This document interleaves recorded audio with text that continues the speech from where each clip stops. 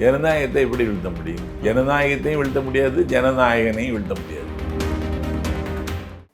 மண்ணெல்லாம் வீரம் பேசும் சிவகங்கையில் பிறந்து கலை தேடுவதற்கு, கல்வி தேடுவதற்கு சிதம்பரத்திற்கு சென்ற பொழுது, சிதம்பரத்தில் இந்திய எதிர்ப்பு ஊர்வலத்தில் கலந்து கொண்டு காவல்துறை துப்பாக்கி எடுத்து குறிபார்த்த பொழுது சுடு, ஆசை தீர சுடு என்று நெஞ்சை நிமிர்த்து காட்டி துப்பாக்கி சூட்டில் இறந்து போனான் மாணவன் ராஜேந்திரன்.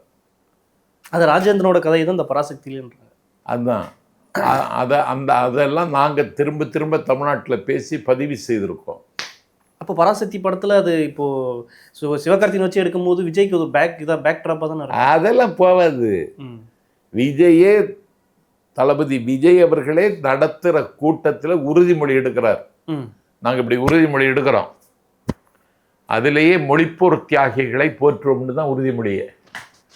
இப்போ இந்த ராஜேந்திரன் சொல்கிறீங்களா, மாணவர் ராஜேந்திரன், அவரோட பின்புலன்னா அவரோட அரசியல் இது எப்படின்னா, மொழிப்போர் போராட்டத்துக்கு திராவிட கட்சிகளோட பங்கு என்ன, அப்படி இருந்துச்சா இல்லையா? என்னது மொழிப்போர் போராட்டத்துக்கு திராவிட இயக்கங்களோட பங்கு தான் அதிகம்ன்றாங்க. திராவிட இயக்கங்களோட பங்கு தான் அதிகம். ஆமாம், இதில் என்னது சந்தேகம்? அப்போ அந்த மாதிரியான படங்கள் எடுக்கும்போது ஜனநாயகம் ஈஸியாக வீழ்த்தப்படும் அப்படின்ற மாதிரி. ஜனநாயகத்தையெல்லாம் வீழ்த்த முடியாது தம்பி. ஜனநாயகத்தை எப்படி வீழ்த்த முடியும்? ஜனநாயகத்தையும் வீழ்த்த முடியாது, ஜனநாயகனையும் வீழ்த்த முடியாது.